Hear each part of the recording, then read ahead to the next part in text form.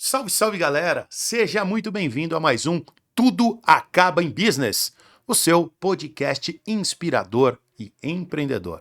No dia de hoje, eu vou trazer um profissional altamente reconhecido no mercado de apostas no Brasil. Esse mercado que vem crescendo e tem que ser cada dia mais discutido, cada vez mais falado, porque envolve muitas nuances e, para mim, a regulamentação é a melhor das situações, é a melhor coisa que pode acontecer nesse segmento. Então, sem muitas delongas, vou apresentar aqui o meu grande amigo, Country Manager da Novibet, Ângelo Alberoni. Tudo bem, Angelão? Tudo bem, Marcelo? Obrigado pelo convite. É um prazer aqui estar com você no Tudo Acaba em Business. Vai ser muito legal aqui falar um pouco sobre o segmento de bet que está tão na moda no Brasil.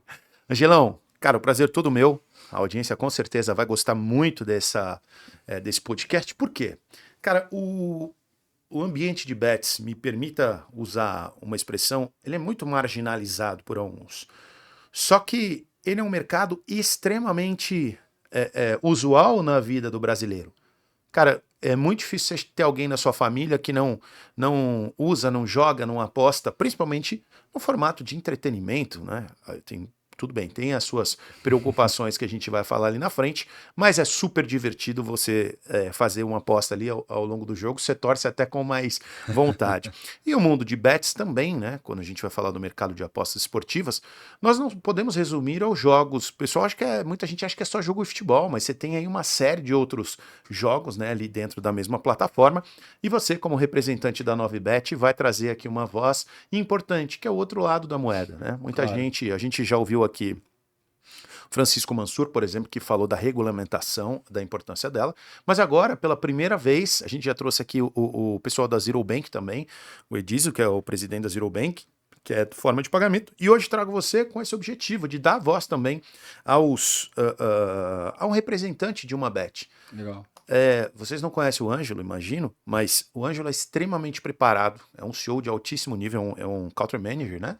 Mas extremamente preparado, executivo de alto nível, que realmente me impressionou. A gente teve a oportunidade de se conhecer antes e me impressionou o entendimento dele do mercado e principalmente em relação à necessidade, né, que hoje o mercado passa por uma regulamentação muito bem feita, né, Ângelo? Então, Ângelo, seja Sem dúvida. bem-vindo mais uma Obrigado. vez.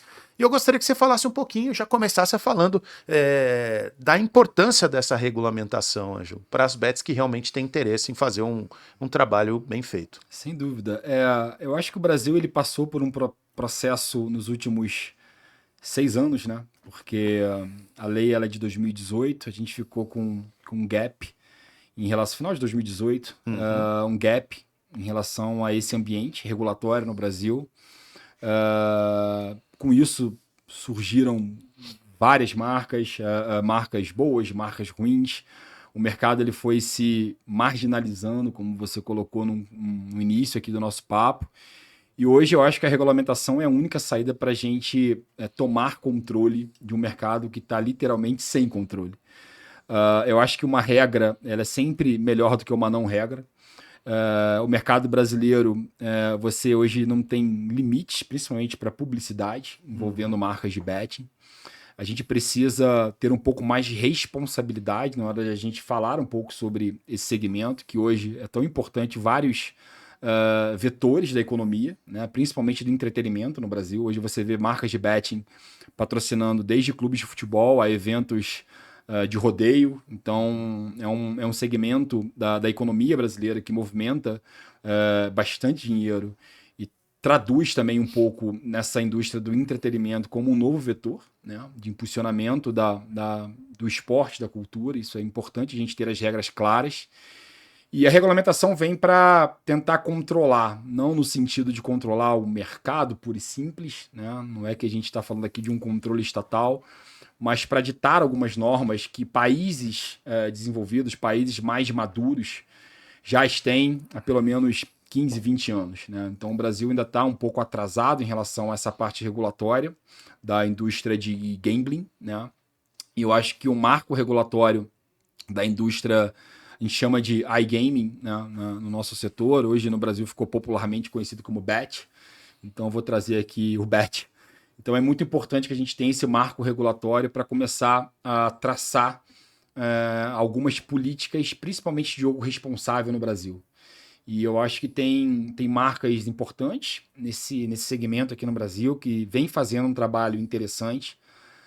O próprio Instituto Brasileiro do Jogo Responsável, do qual a Novibet faz parte, é um vetor bem interessante, bem importante nessa luta, né, para ter um marco regulatório correto, um marco regulatório que traduza também o que os outros países já passaram, principalmente a gente fala do Reino Unido, a Inglaterra, principalmente dentro do Reino Unido, Portugal talvez não seja um modelo melhor para você explorar do marco regulatório, mas existe uma regulamentação, então isso é importante trazer. Você tem outros países europeus que têm políticas boas, ruins, mas existe um marco regulatório, existe uma regulamentação. Claro. O Brasil está faltando essa parte. Eu acho que a gente está muito próximo. Acho que a gente está num caminho hoje interessante para ver o mercado brasileiro regulado ainda em 2024. Sim, nós tivemos recentemente a participação aqui do Francisco Mansur, que foi o responsável ali, né, pela aprovação da lei, que aconteceu em dezembro do ano passado, dia 30 de dezembro, foi tão difícil fazer isso, tinha muita restrição. Mas eu vou trazer alguns dados para vocês aqui, muito importantes. Hoje, ó, pessoal, dos 40 clubes da Série A do Campeonato Brasileiro, entre 38 e 39 clubes, agora não tenho absoluta certeza, são patrocinados por empresas de aposta, as chamadas bets. Se você for falar em esportes olímpicos, em automobilismo, então assim, o dinheiro que eles têm, que as empresas têm investido no esporte, hoje eu diria que é fundamental para a subsistência desses esportes. Veículos de mídia que estavam com problemas muito sérios do ponto de vista estrutural, por conta de recolhimento ali de fundos, de receita, também tiveram uma participação muito grande nesse mercado e também aproveitaram. E aí eu faço a seguinte reflexão. A gente já provou que tem a sua importância hoje para o mercado. Mas por que o governo não deve regulamentar e também receber? Porque você acha justo, você empresário, tem ali a sua empresa, seja do agronegócio, qualquer coisa, você paga imposto. E a Bet não paga. Então, então só por isso já justifica. E a coisa mais importante é que, por exemplo, Novibet, tem algumas outras bets, eles querem fazer essa regulamentação, porque é do interesse deles sair desse mercado um pouco, desculpa usar essa expressão de novo, marginalizado, né?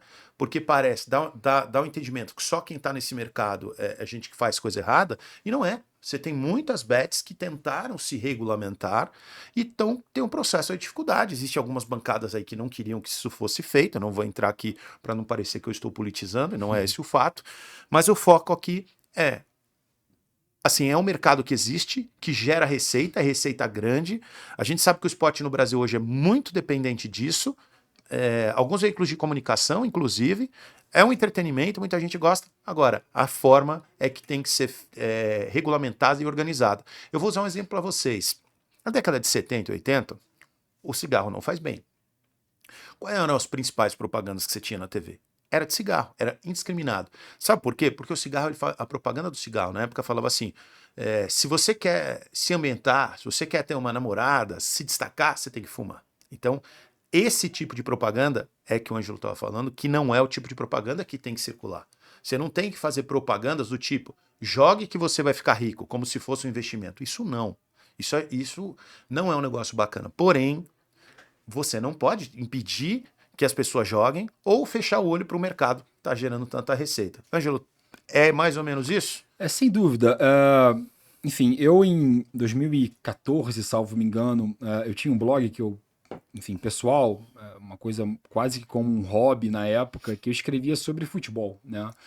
E um dos posts foi exatamente acerca do patrocínio da Caixa Econômica Federal, naquela época, acho que 2016. E a possibilidade, já naquela época, sobre um futuro próximo, que as marcas de betting, se o Brasil fosse um país regulamentado, ela substituísse um ator, digamos, estatal, né? Porque, Petrobras, Caixa. enfim, não que não tenha lugar para essas marcas no futebol, só que eu acho que a função, principalmente de marcas envolvidas com o Estado, deveria ser muito mais para o esporte de formação. Social. Né? Social, uma coisa um pouco mais de formação do que realmente do profissional. Vou tirar um pouco do alto rendimento, que o esporte no Brasil ainda, mesmo de alto rendimento, é considerado amador, né? A gente está falando de muitos esportes olímpicos. E as marcas de betting, naquele momento, ainda eram marcas muito menos do que é hoje. Você tinha poucas marcas se comparado com o volume de marcas que você tem hoje no Brasil, mas existia o potencial de crescimento muito grande para um segmento de patrocínio. Aí eu falando especificamente de futebol, né? Até porque em 2016 os próprios esportes olímpicos, que esse ano tem mudado um pouco a visão para o segmento de betting, ainda enxergavam o setor de gambling como um setor, digamos, não tão transparente ou não com os valores que o esporte olímpico ele vende. Até certo ponto você tem esse questionamento. Hoje já se provou que o setor de gambling, principalmente de apostas esportivas, é um setor que trabalha muito mais com entretenimento.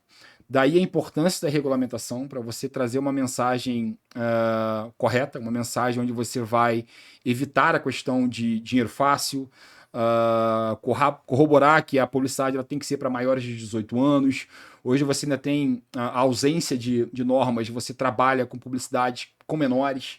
Eu vou dar um grande exemplo. Hoje, a Novibet, nas marcas que eu trabalhei, todos os contratos de patrocínio, a gente só patrocina times profissionais. Né? Então eu evito, e cara, você conversando com clubes, eles oferecem dentro do portfólio de produtos sub-17, sub-15, sub-20. Você tem crianças ali, você tem adolescentes ali que estão em formação. Então, a nossa marca, por política, ela não patrocina nem o sub-20 do Fortaleza, um exemplo. Então, acho que isso, a própria regulamentação vai trazer para a legalidade e também vai dar um certo corte em determinadas políticas de marketing, né? Que muitas marcas, elas não se importam. E eu acho que essas marcas que têm a seriedade ou que trabalham já em mercados regulados fora do Brasil, elas podem aportar uma experiência muito grande no Brasil pós-regulado. E a regulamentação ela é fundamental para a gente conseguir fazer esse corte no mercado brasileiro. Eu acho que os grupos de mídia também já entenderam isso. E vai ser um outro também agente importante nessa cadeia para trazer essa mensagem positiva. Marcas como a Novibet, outras marcas, principalmente as marcas do Instituto que eu falei, são marcas que defendem a bandeira do jogo responsável, que tem a regra. Eu acho que o mercado com regra ele é fundamental para a gente expandir esse mercado brasileiro. O mercado brasileiro, talvez hoje, seja um dos 3 ou 5 maiores mercados em potencial desse tipo de segmento. E isso, para um mercado que depende bastante de patrocínio, fugindo um pouco da esfera estatal, e a gente ficou muito dependente do patrocínio estatal, pelo menos nos últimos 20, 30 anos. Você via o Banespa em São Paulo, você via o próprio Banrisul hoje, que faz um trabalho fantástico no Internacional e no Grêmio, e no Estado do Rio Grande do Sul. A Petrobras, com um patrocínio que durou, salvo me engano, 20 ou 25 anos junto do Flamengo e com outros clubes. Eu acho que se a gente conseguir afastar um pouco esse dinheiro estatal e deixar que esse valor vá exatamente para onde a gente possa fomentar o esporte, não só a atividade fim do esporte, mas a parte educacional, as marcas de betting, elas estão aqui realmente para suprir essa lacuna. E a gente precisa desmistificar um pouco essa questão da marginalização da marca de betting. Sem dúvida. Só para fechar, e eu acho que é interessante também trazer a visão que hoje no Brasil a gente tem uma visão muito pouco superficial do que é a indústria de gambling a nível mundial. Hoje você tem marcas, a Novibet é uma marca que vem de um grupo de mídia grego muito importante na Grécia, e você tem outras marcas que possuem capitais abertos, né? Estão listadas em bolsa em Nova York. Então são marcas que não estão trabalhando o entretenimento como uma coisa ilegal ou à margem da lei. Melhor, esse termo é um pouco melhor. Então elas querem realmente trazer divisas para o Brasil, empregar pessoas no Brasil, recolher impostos. Eu acho que é assim que funciona o business. Então quando você traz todo mundo para a mesa para sentar, para trabalhar dentro da legalidade, todo mundo ganha. Tanto o público brasileiro, que ele vai estar muito mais protegido em relação a uma política de jogo responsável, quanto o Estado, porque ele vai estar recebendo também divisas da possibilidade de exploração de uma atividade econômica nova no Brasil. Né? São novas receitas. Isso é muito importante para todo mundo dentro dessa cadeia. Fora que o brasileiro aposta muito, gosta muito, né? Isso é uma coisa interessante, né, Marcelo? Porque assim, o brasileiro, mal ou bem, ele tem a loteria esportiva há muitos anos no Brasil. E é uma forma muito rudimentar, digamos, do jogo. Não estou falando nada contra a loteria, Sim, mas claro. ela é um produto. Se você for comparar com os outros produtos que existem a nível mundial, a loteria acaba sendo, não me interpretem mal, não estou falando mal da loteria, mas é um produto periférico, perto do que você pode explorar hoje do jogo, né? Principalmente da plataforma online. Então, o Brasil ele foi educado com um produto ainda muito simples, né? Eu brinco que a loteria é como se fosse um telejogo, um Atari, né, da nossa época aqui. E hoje você pode trazer um PlayStation para Poxa. a mesa para você ter um divertimento muito Sensacional, amplo. né? Claro. Então, eu acho que essa é uma possibilidade da gente trazer para o brasileiro também novas formas de entreter. Sim, Tá? claro. E isso a regulamentação, a norma, ela é fundamental para te dar um norte. Mas o mercado, ele também se autorregula. Você realmente vai procurar jogos ou diversões que estejam mais aptas ao seu ambiente. E o futebol, no Brasil, é um produto cultural. A gente respira o futebol no Brasil. E você falou, a gente tem outras possibilidades de apostas dentro da plataforma, mas o futebol é o motor, é o que move a emoção brasileira. E só de você poder trazer essa empatia do futebol junto com o betting, isso já transforma o Brasil num potencial gigantesco no mercado internacional. E isso que está todo mundo esperando, que o governo realmente, eu acho que está num caminho certo. O Mansur, ele fez um trabalho genial na secretaria, acho que deixou pavimentado esse trabalho de regulamentação para os próximos meses. A gente acredita que até o final desse ano a gente tem um mercado regulado no Brasil. Não, a gente não vê a hora e vai ser muito bom para o país, porque vai ter uma receita nova que pode ser usada para criar hospital, para dar mais suporte social. Então, enfim, se vai ser usado ou não, é esse o problema. Ah, mas esse dinheiro vai entrar no bolso do político. Cara, não é assim que você tem que pensar. Você tem que aumentar a arrecadação. O que vai fazer? Aí eu vou usar um exemplo do que disse um amigo recentemente. Cara, você tem que votar melhor. Né? Essa é a grande verdade. questão. Vote melhor, que aí você vai ter menos dificuldade para onde vai a receita disso. Bom, antes da gente dar sequência, a gente precisa faturar. Quem paga nosso salário, senhor Davi Nunes, o filósofo? Davi, tem alguém aí, Davi? Vamos começar com a Evoque Academia. O Ângelo é um cara que se cuida, você vê que é um cara que tá em forma. Vamos lá. Vamos falar de Evoque Academia do meu amigo Rodrigo Razi, El Cabeça. Que tá agora, vou te falar, hein? Tá de telhado novo, tá insuportável, velho. Inveja. Colocou ali um telhadinho novo, tá com um topete diferenciado, o homem tá bravo demais. Pessoal, Evoque Academia começou lá, a história deles começa lá em Mauá há 5 anos. Hoje são 32 unidades, uma academia que tem uma estrutura excelente do ponto de vista de equipamentos, de localização. Evoque começou em Mauá, já tem 2 em Mauá, Diadema, São Caetano do Sul tem 2, São Bernardo tem 3, Santo André tem 3, Parque do Carmo, Guarulhos, tem em Minas Gerais, tem... Goiânia, tanto lugar que eu já esqueci, me permitam...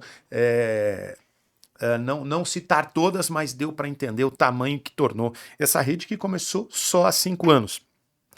O grande diferencial da Evoque, gente, é que além de ser uma academia muito bem estruturada, a maioria das concorrentes buscou o quê? Robotizar, sistematizar o atendimento. A Evoque não. A Evoque preza por um ambiente mais humanizado, né? Mais professores na sala de aula, mais aulas coletivas, mais eventos para que as pessoas tenham, além da parte da saúde desportiva, da saúde física também, ali aquele momento de saúde mental, de socializar ali com os amigos na academia. Então, tá procurando uma academia, vai procurar a Evoque e tem uma promoção só aqui no Tudo Acaba em Business. Fechou o pacote de 1 ano, é low cost academia, tá aí no preço aí dos maiores concorrentes do mercado. O primeiro mês, se falar que viu no Tudo Acaba em Business, R$1,99, só R$1,99 no primeiro mês. Vai lá, procura o Dr. Rodrigo Razi, tá liberado, ó, R$1,99, quase no Vasco, por falar em Vasco, do meu grande amigo Ângelo aqui, vascaíno. Como é que tá o coração do vascaíno, Angelão? O coração do vascaíno é bom, porque a gente passa tantos apertos que eu acho que o coração do vascaíno é um coração forte.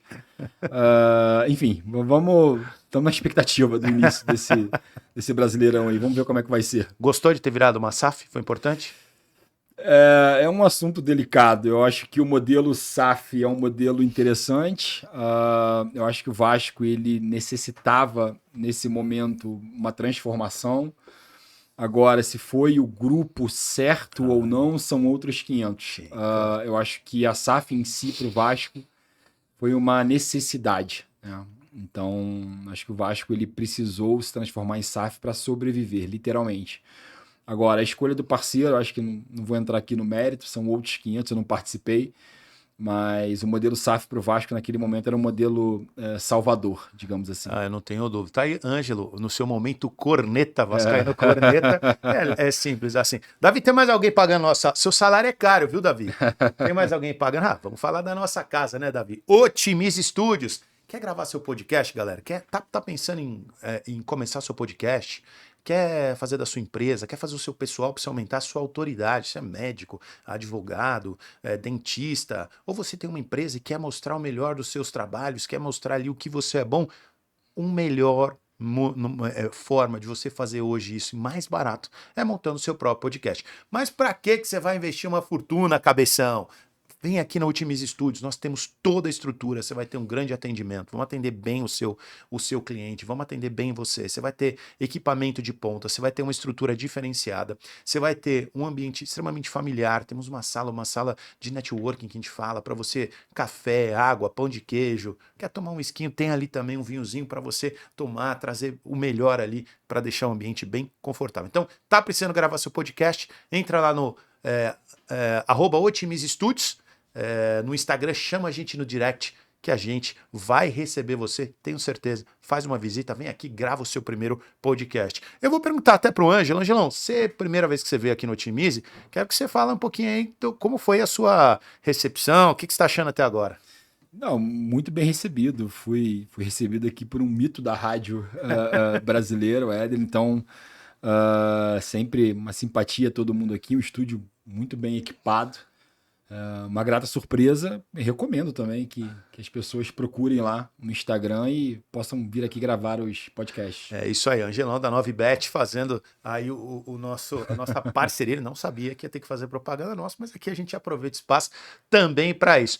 Por falar nisso, Davi, temos mais gente aqui, temos mais patrocinadores, afinal seu salário é caro, viu, seu Davi? Vamos falar da Sorriquer. Sorriquer Odonto, saúde sem culpa para quem se preocupa. Você que é da região ali de Osasco, tá ali nas proximidades do bairro do Roxidale, galera, vou falar para você, uma clínica altamente estruturada com preço popular, galera. Lá a doutora Fabi Matos não deixa passar. Qualidade, ali não tem estagiário, ali você não tem recém-formado, é uma clínica que tem 20 anos de tradição ali na região. E tem mais, agora, a doutora Fabi Matos, ela inovando, ela começou com harmonização facial, harmonização orofacial. Então, assim, tem uns amigos meio cansadinhos, assim, eu não quero falar pro Davi não, mas assim, o cara quer dar uma melhorada na lata, quer ficar assim, mais jovem, quer melhorar a pele, ficar com um sorriso mais bonito, tá querendo tirar, tem uma olheirinha que tá incomodando, tem ali a pele não tá muito bacana, vai lá, conversa com a doutora Fabi Matos, tem grandes profissionais lá e com certeza vão resolver o seu problema. E se falar que viu aqui no Tudo Acaba em Business, ganha automaticamente 10% de desconto, tanto na saúde bucal, como também no tratamento de harmonização facial. Melhor que isso não existe, então continua feio. Se você não quiser arrumar o dente, não quiser arrumar a pele, não quiser ficar mais jovem, então a opção é sua, tá bom? Angelão, vamos voltar ao nosso papo que está muito interessante também, já pagamos o salário do Davi por hoje. Angelão, quando você... Aí eu queria agora voltar, sair um pouquinho do Ângelo Country Manager da Novibet, e eu queria entender a vida pessoal do Ângelo. Como é que o Ângelo sai do ponto A para chegar ao ponto B? Como é que o Ângelo começa essa trajetória como executivo, né? Afinal, o programa nosso tem como incentivo inspiracional, principalmente a C-Levels, a empreendedores, né? como é que você se formou? Como é que foi esse processo até você chegar nessa função tão importante que você veste a camisa hoje? Então, por incrível que pareça, eu fui atleta profissional de futebol, Uau! né? Claro, Isso eu não sabia, hein, não velho? tive tanto sucesso, não é à toa que eu tô aqui conversando com você, mas eu joguei uma carreira muito curta, né? Comecei no futsal, aí futsal desde os 4 anos de idade, 3, 4 anos assim, jogando bola. Meus pais não têm nenhuma aptidão para esporte, eu fui o primeiro a ter essa aptidão em casa, não tão boa, né? Mas, enfim, eu joguei futsal até os 16, 17. Fui campeão brasileiro de futsal sub-20, né? Por qual clube? Pelo Tio Sam, no Tio Rio de Sam. Janeiro. A final foi até aqui em São Caetano, contra a Juventude. Olha. Pude ter essa carreira rápida. Dali me chamaram para jogar no Madureira, né? No Júnior do Madureira. E eu tive o prazer de jogar ali com o Léo Lima, com Souza. Porra, E gente com, boa, hein? só fera. Obrigado. E o Edinho, lateral esquerdo, Adriano Felício, o Daniel Corte, que é um grande amigo de Niterói também. Então a gente teve uma geração interessante no Madureira. O nosso treinador era o Paulo Zagallo, filho do Sim, sim. falecido Velho Lobo. E chegou um momento que eu falei, olha, não é para mim, eu não tenho essa destreza toda, vou estudar. Então eu fiz direito, né? Fiz faculdade de direito. Comecei como estagiário de um escritório. Chegou a tirar o OAB? Sim, não, vamos chegar lá. Eu estagiei durante um tempo num escritório que fazia vigilância sanitária, advogava para a indústria farmacêutica. Sim. Conheci um grande amigo dentro do escritório, foi o advogado que, digamos que me treinou dentro desse escritório. E a gente viu uma oportunidade de montar o nosso escritório. Então, assim que eu passei na prova da OAB, eu convidei esse amigo, né, que virou um grande amigo até hoje.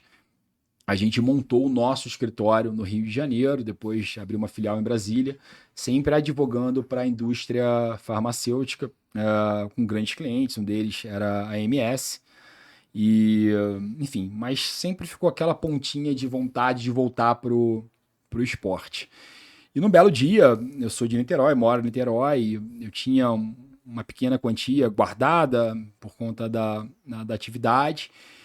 E eu via um vizinho meu, estatístico, e perguntei, cara, você deve entender de números, por favor, você me ajuda, me ensina como investir dinheiro em bolsa, por exemplo. Ele falou, por que você não investe em futebol? Isso era 2010, há 14 anos atrás. Rapaz. Eu falei, mas como assim investir dinheiro em futebol? Eu quero ganhar dinheiro, não quero perder dinheiro. E ele falou, não, com aposta. Eu tenho uma empresa, a gente faz consultoria para sites de aposta, a gente também faz a gestão de alguns fundos que a gente faz apostas, realiza as apostas. Como eu falei, não é uma atividade de investimento, mas existem pessoas que entendem desse mercado. É exceção, não é a regra. Não quero que ninguém entenda aqui que você vai sair daqui amanhã ganhando dinheiro, muito pelo contrário. E eu fiquei fascinado com aquele mundo, né? Eu falei, caramba, existe todo um universo aqui por trás do futebol e de esporte em si que eu posso trabalhar. Naquele momento, eu falei, cara, quero mudar a chave. Quero sair da área do direito, de vigilância sanitária, e quero trabalhar com isso. Foi uma transição um tanto difícil. Esse amigo meu era uma das maiores sumidades na época, isso em 2010. Ele começou em 98. Ele conseguia um acesso na internet dentro da Unicamp. Ele foi aluno da Unicamp, legal, então ele começou há muitos anos atrás, praticamente 26 anos atrás. E eu tive o privilégio de ser um grande amigo e poder aprender com essa pessoa. E dali, cara, em diante, eu falei, quero trabalhar com isso. Então, de 2010, mais ou menos até 2014, 15, eu fui fazendo a minha transição. Aí eu busquei entender o mercado, busquei me qualificar um pouco melhor dentro da parte de gestão, de marketing. Então, fui fazer um MBA em marketing esportivo. Você fez aonde, né? No IBMEC. Fiz uma pós-graduação em futebol business no Cruyff, no Instituto Cruyff, que me deu junto com Barcelona na época. Então me deu uma visão muito grande do que era o futebol europeu naquela época. E dali eu fui para Portugal fazer um mestrado, né? Então fiz um mestrado em marketing e gestão esportiva na Universidade de Lisboa, que é um curso na Faculdade de Motricidade Humana, que tem, salvo me engano, hoje quase 90 anos, já um mestrado em marketing e gestão esportiva há 90 anos em Portugal, um dos melhores É uma a nível referência, mundial. inclusive. Ah. Tem um lá e E outro na Inglaterra que também é tem, referência Coventry internacional. é muito bom e em Isso. Liverpool também é muito bom. Em Liverpool, Liverpool é o número um, né? E na época eu mudei para Portugal com a minha família. E desde então eu vim fazendo essa transição. Claro, a gente aprende com os erros. Em um momento eu fiz uma escolha muito abrupta, né? Eu abri mão do meu escritório para me jogar numa indústria que eu não conhecia ninguém, não conhecia nada. Então foi um período muito difícil, né, do ponto de vista de empreender, né, dentro de uma indústria. Então eu passei um tempo ali fazendo consultoria, escrevendo para blog, achando que aquilo ali ia girar ainda num cenário brasileiro que era muito marginalizado. Quando eu falei que ia trabalhar com betting, muitos amigos falaram: poxa, mas você vai virar bandido, você vai trabalhar com bicheiro. Eu falei: não, cara, é uma indústria que já existe há muitos anos na Europa. Hoje, inclusive, um amigo desse, há uns 6 meses atrás, eu voltei ao Rio, ele falou: Ângelo, eu lembro que a primeira vez que eu te encontrei, quando você falou que ia trabalhar com apostas, eu falei que você ia trabalhar com a ilegalidade. Hoje, é impressionante como esse mercado cresceu e hoje eu tenho conta em 3, 4 sites e faço as minhas apostas. Resumindo, de lá para cá, eu trabalhei em Portugal, na Bet.pt, numa operação para o Brasil. Ajudei esse meu amigo a traduzir sites para o Brasil da nossa casa, né? A gente tinha uma planilha de Excel, eu e minha esposa, a gente traduzia sites, isso em 2013, 14. Os sites estavam entrando no Brasil ainda.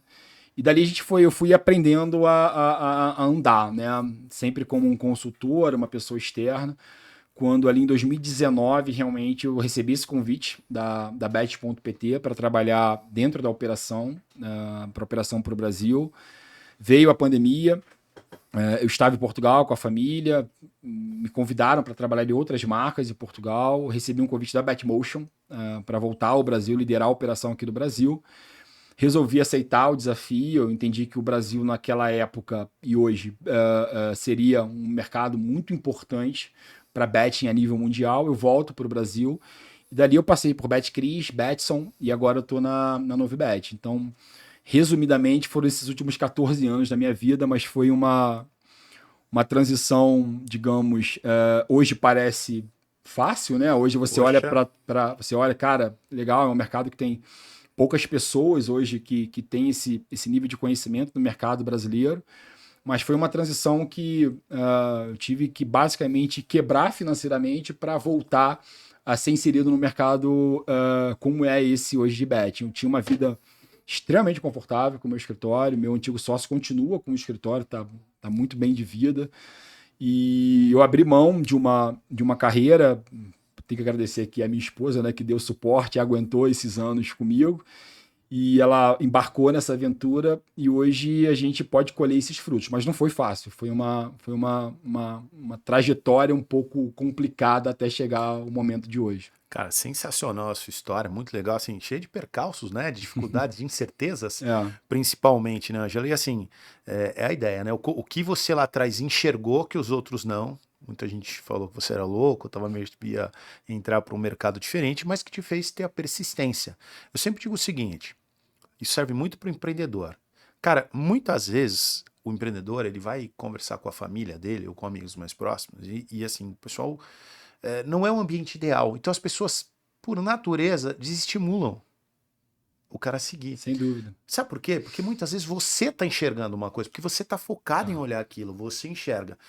E não é a realidade da maioria das pessoas que eles estão procurando, cada um está preocupado com as suas coisas, né? Então, pô, vai ser advogado, que é o mais fácil, é o mais natural, vai ser médico, o mais natural. Não estou, pelo amor de Deus, não estou tirando nenhum tipo de qualidade das profissões, que são extremamente necessárias. Mas se todo mundo olhar para o mesmo lugar, o mundo não gira, não tem mais criatividade, você não tem... Então, assim, quando você ouve uma história que nem a do Ângelo, para mim ela é muito inspiracional, porque, cara, você arriscou.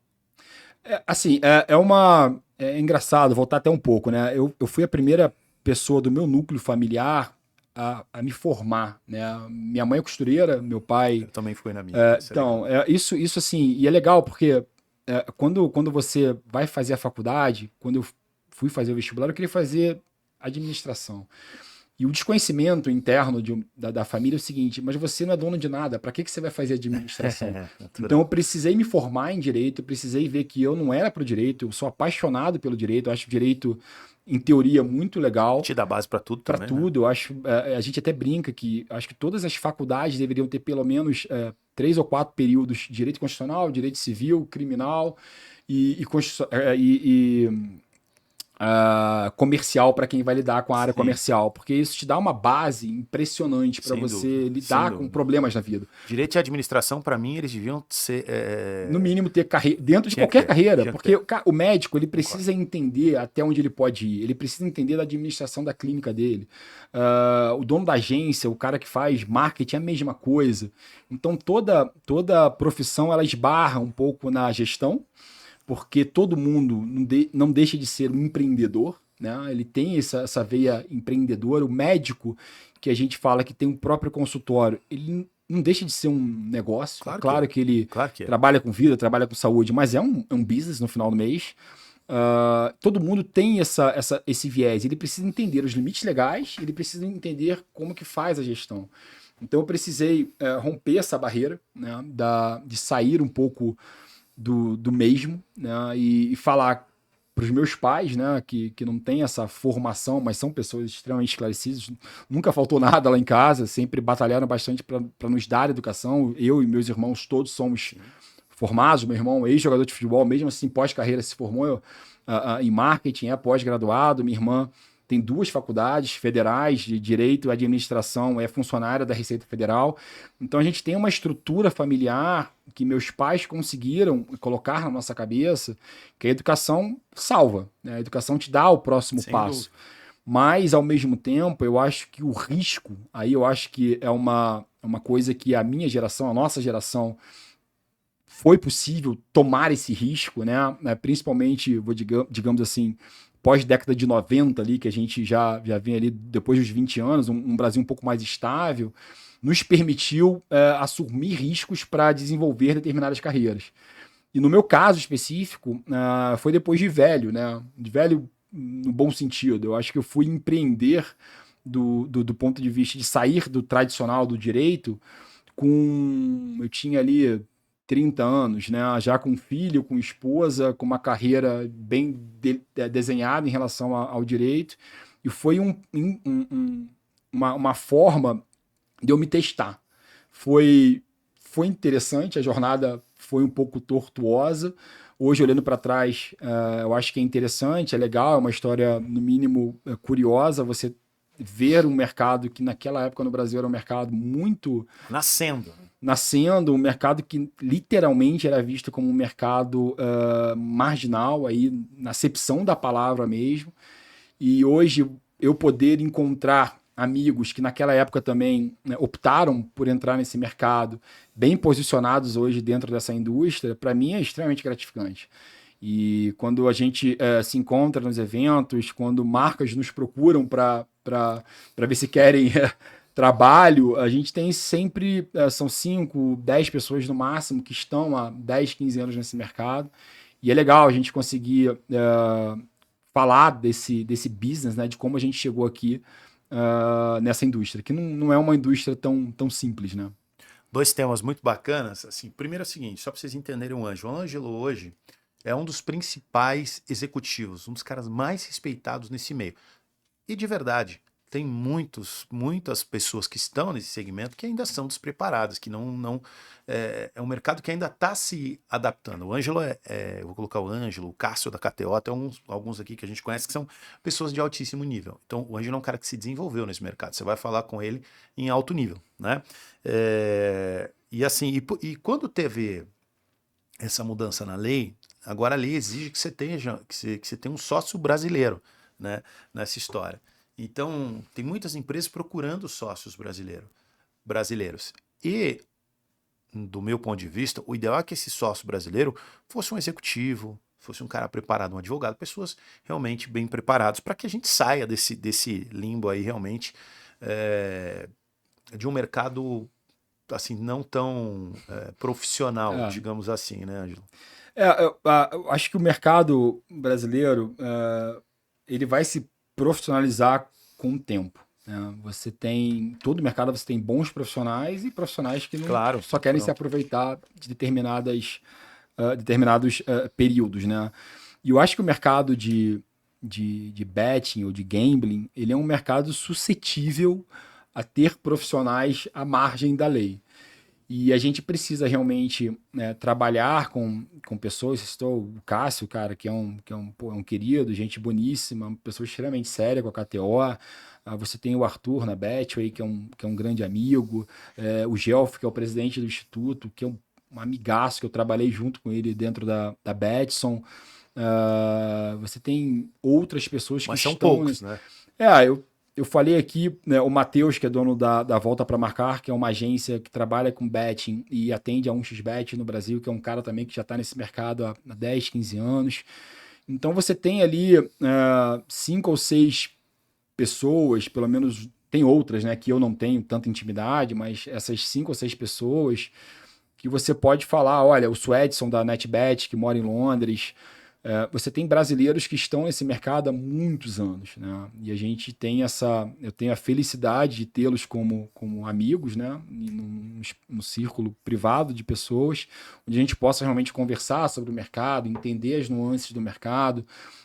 O Instituto tem essas pessoas em conjunto, ajudou bastante o Mansur na época da primeira elaboração da medida provisória que depois foi convertida em lei. Então é um mercado pequeno ainda, mas é um mercado com um potencial gigantesco. Então eu acho que eu vejo hoje muitos profissionais, né, querendo migrar para esse mercado. É um mercado que vai abrir muitas oportunidades. A gente fala muito do patrocínio, a gente fala de coisas muito grandes, né? Não, o mercado de bet é um mercado que vai patrocinar todo mundo, vai gastar muito dinheiro em mídia. Mas o dia a dia, que não é tão bonito assim, uma operação, ela vai precisar de muita gente, né? Uma operação de betting hoje, tranquilamente no Brasil, ela vai empregar em torno de 500 a 1.000 pessoas. Tá? A gente está falando de atendimento, a gente está falando da parte de TI, a parte de marketing, a parte de operações. Então é um segmento que vai operar muita gente. E a gente não tem pessoas preparadas ainda. Então é um segmento extremamente novo para profissionais de TI, profissionais de marketing, profissionais de atendimento, de compliance. Então é um segmento 100% novo. E esse segmento, se você pegar mercados mais maduros, não tão grandes do ponto de vista de econômicos, né, como Malta, por exemplo, é uma ilha que hoje é conhecida pela indústria de gambling a nível mundial. Malta e Curaçao, né? São os... assim, eu não quero entrar em assuntos polêmicos aqui, mas existe uma diferença muito grande, né, entre Malta e Curaçao. Malta, ela é uma ilha europeia, então você tem alguns requisitos, principalmente de compliance, de lavagem de dinheiro, que estão inseridos dentro da comunidade europeia. Então, os requisitos para você obter uma licença em Malta não são tão simples, você precisa realmente cumprir N requisitos para você obter uma licença. Então, Malta acaba sendo um país onde você obtém uma licença para você entrar no segmento, digamos, financeiro, bancário, com uma licença tipo A, digamos assim. Champions League é Malta. Eu digo que vou trazer um pouco. Champions League é literalmente a licença do seu país onde você vai atuar, né? Porque assim, uma licença de Malta, ela não faz muita diferença para UK, por exemplo, para o Reino Unido. Você precisa ter uma licença na Inglaterra para você operar lá. No Brasil vai ser a mesma coisa, você precisa ter uma licença brasileira. A partir do momento que você precisa ter uma licença brasileira, a licença de Malta ela não deixa mais tão relevante. Agora, hoje, para os mercados que são considerados cinza, são os mercados que não é nem proibido, mas também não tem uma lei falando sobre, que foi o caso do Brasil até 2018, quando a lei ela foi publicada. A licença de Malta é uma licença relevante, né? Porque você consegue atuar, você consegue ter um porto para o cliente, para o usuário. Onde é que eu vou reclamar? Eu vou reclamar com a autoridade de Malta. E se você perde a licença em Malta, você deixa de existir. Então, acho que Malta e qualquer outro país onde você tenha uma seriedade em relação à emissão de licença, acaba sendo um porto seguro para os clientes que estão em mercados que ainda não são regulados, que foi o caso do Brasil, né? Então, acho que essa diferenciação, muita gente não gosta dessa diferenciação, Eu gosto de trazer essa diferenciação porque eu acho que você aponta determinados requisitos na hora de você ter a obtenção de determinadas licenças. Malta acaba sendo uma licença reconhecida a nível mundial para mercados onde não tem a regulamentação ainda e não são mercados ilegais. Né? Então, com uma licença de Malta, dificilmente você vai conseguir operar um mercado black, que a gente fala, onde é literalmente proibido a entrada de marcas que não tenham a licença local. Né? Eu acho que é uma diferenciação interessante para você colocar. Legal. Poxa, isso é muito interessante para o entendimento aí de toda essa regulamentação, principalmente pré. Agora aqui no Brasil a gente vai ter essa regulamentação que deve entrar em vigor no ano que vem, né? Tivemos alguns atrasos aí, principalmente com a saída do Mansur, com essa nova formação que devemos ter aí nos próximos meses, né? Que está em trâmite, mas acredito que o ano que vem a gente já tenha essa regulamentação. Antes da gente dar sequência, cara, eu quero te fazer uma pergunta de um negócio que você citou muito engraçado. Cara, a gente estava falando do seu irmão hoje de manhã, e a gente estava falando hoje um pouco mais cedo, a gente estava falando de uma entrevista do Cury, né? E aí, cara, saiu eu li várias vezes essa matéria dele falando do cara que fugiu do Barcelona. Pô, você me trouxe a informação que ele é teu irmão, bicho? Cara. História melhor pra gente aí. Enfim, Chico, meu irmão mais novo, um beijo no coração, amo de paixão. O Chico é um personagem, assim, né? O meu irmão é uma figura emblemática, talvez seja a pessoa com o maior coração que eu conheça no mundo. É uma pessoa muito do bem. E a carreira do meu irmão foi uma carreira, digamos, meteórica e com muitas boas histórias. E uma delas é essa do Barcelona, né? O André, um abraço pro André, que foi empresário do Chico durante uma boa parte da carreira do meu irmão. Na época ele era o empresário do Chico. Eu não lembro se ele saiu do Bahia ou saiu do Avaí. Voltar um pouco. Meu irmão, ele foi seleção de base no Brasil sempre. Né? A primeira seleção sub-15 que o Brasil teve, o Chico estava lá, com o Diego Ribas, o Leandro Bonfim, o Wesley, que foi zagueiro do Corinthians. Então era uma seleção bem respeitada. Felipe, goleiro, que agarrou no Corinthians. O próprio Moraes, que jogou no Vasco, com o Chico, é um grande amigo do Chico. Então ele teve uma base de seleção, o Wendel, que foi zagueiro campeão brasileiro pelo Corinthians. Então era uma base, seleção 8-4, 8-5 ali, muito interessante. E nas andanças, né, a Nike, ela patrocinava a seleção brasileira. Um dos diretores da Nike também tinha essa abertura no Barcelona. Depois ele veio a presidir o Barcelona posteriormente e tinha essa relação muito próxima com o Cury. E na época, o Chico, falei, não lembro se era Bahia ou Avaí, ele sai do Bahia e o Barcelona o chama para o time B do Barcelona. Né? O Barcelona, naquela época, isso foi quando? Isso deve ter sido ali 2002, 2003, por ali. E o Chico chega no Barcelona. Ele até brinca na época falando com a gente, não era internet, né? Então eu pouco falava no telefone. Numa dessas ligações ele fala, cara, tem um baixinho aqui que pega a bola, é impossível tirar a bola desse baixinho. Era o Messi. Só o Messi. Só o Messi. E naquela época ele estava bem no Barcelona, enfim, estava para assinar com o Barcelona, estava fechando os treinamentos. E a gente recebe uma proposta do Independiente da Argentina. Na época, dólar 1-1, salvo engano, na Argentina, uma proposta milionária. E a gente recebe lá um fax Cara, eu não tinha nenhuma experiência, eu tinha 22, 23 anos. Estava ainda na faculdade de Direito. Meu pai, assim, podia ajudar naquela época no que podia, tinha que trabalhar, também não tinha nenhum conhecimento legal. A gente recebe a proposta, manda pro André, cara, papel timbrado, fax, assinatura do presidente do clube. O André falou, olha, se isso aqui for real, vai embora, é muito dinheiro. Agora, eu não posso chegar pro meu contato no Barcelona e falar, cara, o Alberoni não vai ficar. Porque nenhum jogador é maluco de falar que não vai ficar no Barcelona, né? E falou, olha, Chico, dá seu jeito pra você ir embora. Então, na surdina da noite, ele pega as coisas dele, cara, vai pro aeroporto, cara da Argentina manda a passagem, ele pega o voo e volta pro Brasil. No dia seguinte, o treinador do time B, porra, cadê o Alberoni? A gente precisa ir lá na sala para assinar, ele não vai treinar. Aí o André falou: olha, eu também não sei de nada. Quando chegou a notícia que ele tinha fugido da La Masia, né? Meu Deus do céu. E resumindo, chegou na Argentina, era tudo furada. Era uma proposta que não existia, era uma picaretagem danada. Meu Deus. O Sérgio Manuel, na época, estava no Independiente, foi uma confusão danada, mas isso hoje é uma boa história para contar. Mas na época foi complicado. Meu Deus do tem céu. muitas Ele histórias. saiu de jogar do lado do segundo maior jogador da história da Argentina, óbvio que o Maradona é o primeiro, né? Claro, sem dúvida, para ir para o Independente numa situação. Assim, surreal.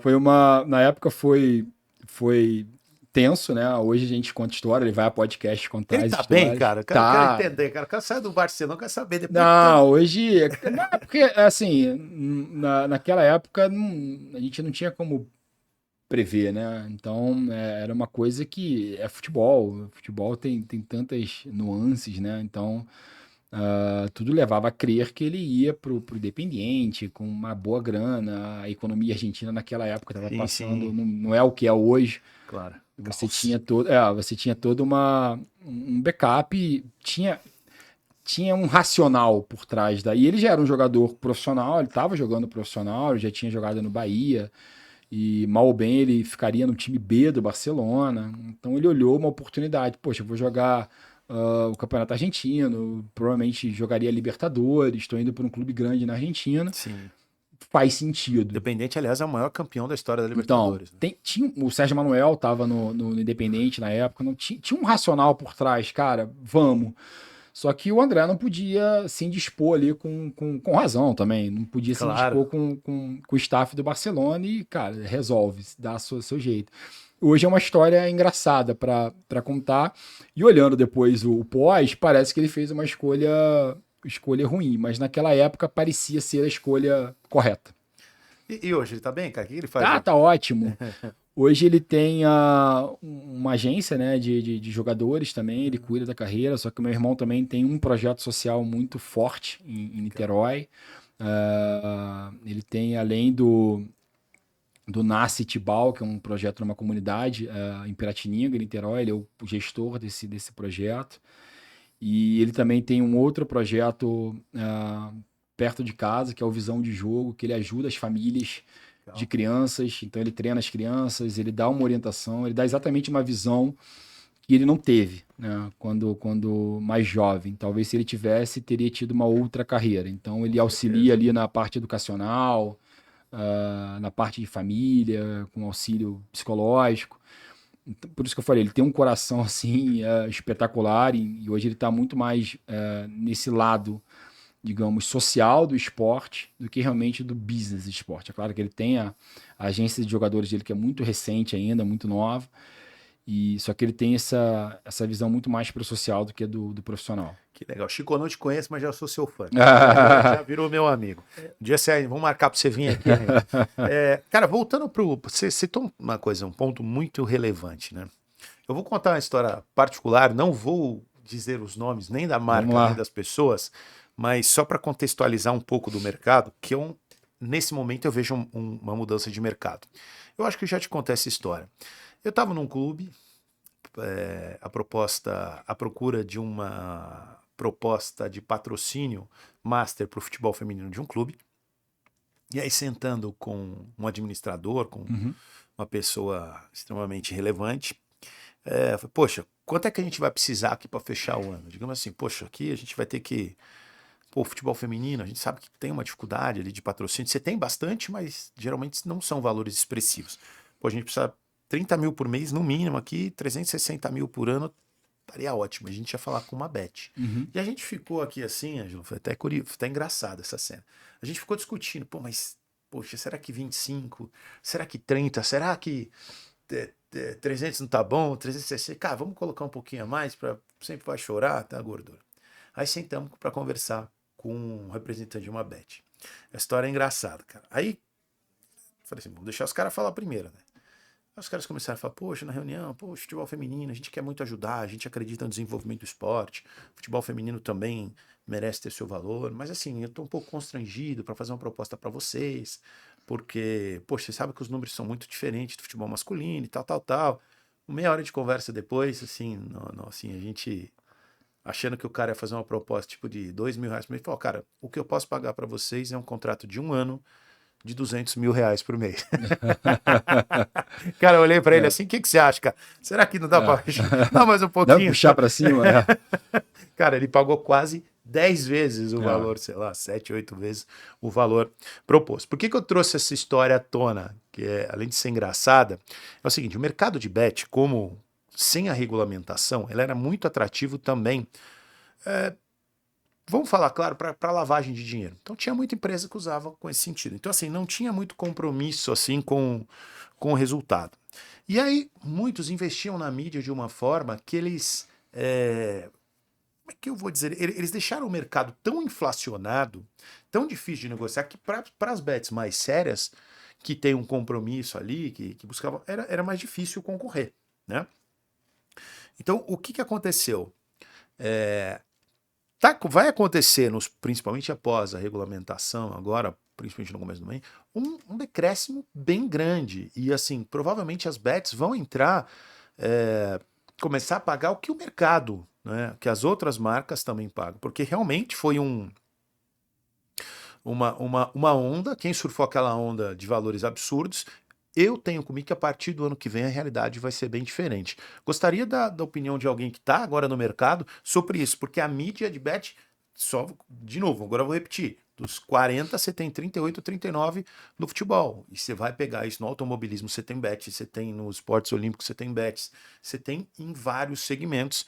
E na mídia, muita mídia vive, tem vários canais de televisão hoje que passam pelo seguinte dilema: monto a minha empresa de aposta ou sigo faturando? A Plim Plim ganhou 1 bilhão ano passado. Pelo menos o pessoal fala aí de faturamento com bet. Então, assim, passou a ser muito relevante. Uhum. Né? Então, eu queria a tua opinião de alguém que está no mercado de verdade. Né? É, Que, aliás, eu imagino que seu telefone deve tocar 10 vezes por dia te oferecendo isso. Né? eu acho que tem dois pontos aqui, né? A questão desse caso que você teve mostra como algumas marcas ou alguns profissionais, né, que não têm o preparo necessário desconhecem o conceito de patrocínio, né, e o valor que o patrocínio pode trazer. Dos dois lados, tá? Assim, eu acho que a questão do próprio clube também, ele em precificar, não é tão simples, né? Você precificar um patrocínio, você tem alguns valores dentro do patrocínio, que o patrocínio traz para a marca que está associando a um valor. Isso foi até uma da minha tese de mestrado. Eu acho que essa questão do patrocínio, eu acho que é mais difícil quem é detentor do patrocínio precificar do que o comprador identificar um valor razoável para você expor sua marca. Nesse caso específico, eu acho que houve um erro dos dois lados. Tá? Eu acho que houve um overpriced da marca de betting, porque ele sequer fez uma pesquisa para entender qual o segmento que ele estava entrando dentro do esporte, que é o futebol feminino. Ele devia ter um budget ali, dentro daquele budget ele entendeu. Cara, tenho que despejar esse budget em algum lugar, não tenho nenhuma ideia de valor, é futebol, vai estar na televisão, coloca. E isso é muito ruim, porque a partir do momento que você paga mais, você gera uma expectativa maior quando você tem um trabalho bem feito de patrocínio. Claro. Tá? Esse é um outro ponto. Com experiências. Não adianta também você patrocinar um futebol feminino, qualquer time grande da Série A, se você não tem um trabalho por trás para fazer ativação. Aí vai ser simplesmente exposição de marca. Isso não é patrocínio. Exposição de marca é muito melhor você pegar e colocar esse dinheiro na televisão. Tá? Porque ali você vai estar pelo menos alcançando muito mais gente do que um patrocínio. Se você pensar num patrocínio como exposição de marca, o que era feito na década de 80, na década de 90, normal, são outros 500. Né? Hoje o patrocínio ele vai muito além de exposição de marca. Hoje o patrocínio você tem como ativar, você tem que entender se aquele clube ele tem valores semelhantes à sua marca, se ele tem uma base de dados possível de você explorar e ter um retorno já naquela base de dados, qual é o alcance daquele clube nas redes sociais, como que você vai ativar com influenciadores em paralelo à sua marca e o clube. Então, o patrocínio, como que você vai utilizar os ativos do clube como atletas, né? Então, isso tudo envolve o patrocínio. Simplesmente você comprar a marca para colocar na camisa, isso é literalmente exposição de marca. Aí sai do patrocínio. Não faz nenhum sentido você patrocinar onde você vai estar num jogo, por exemplo, de um futebol feminino que tem pouca repercussão ainda comparado com o masculino, apesar de ter avançado bastante.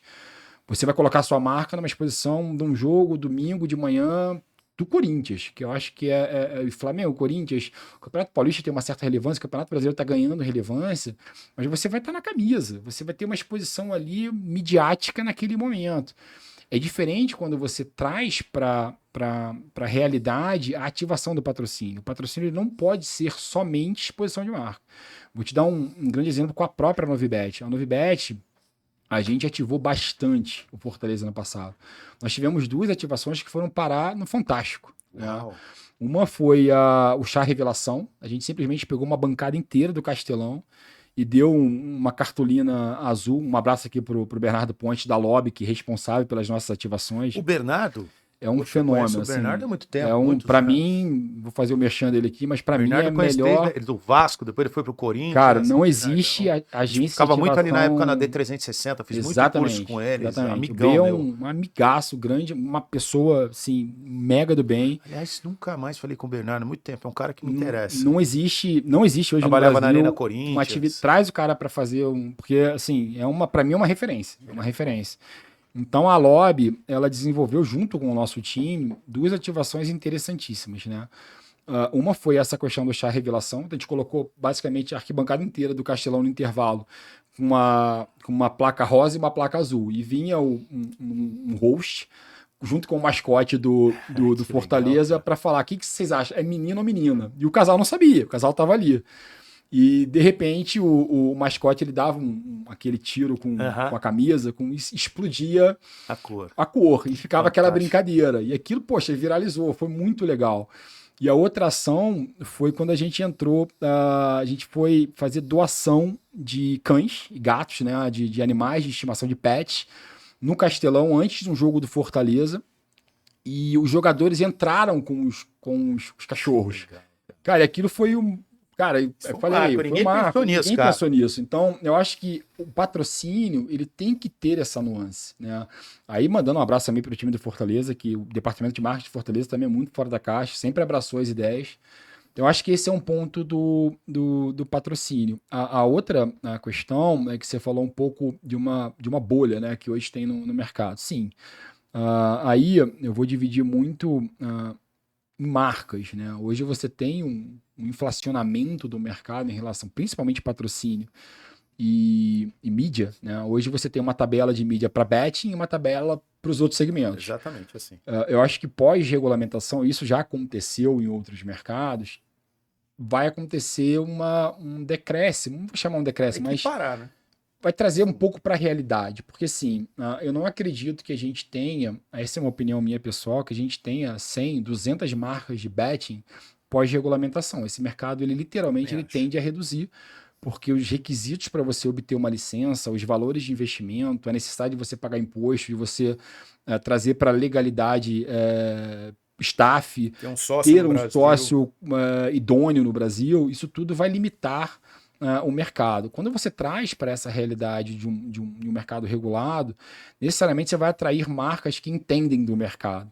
E elas entendem o preço de mídia, o preço de um patrocínio. Não estou nem falando do valor de entrega, do preço literal. Esse preço ele tem que se ajustar às necessidades do mercado. Vai ser um mercado que você vai ter que recolher imposto, você vai ter que cumprir requisitos legais para você comprovar a origem do seu dinheiro.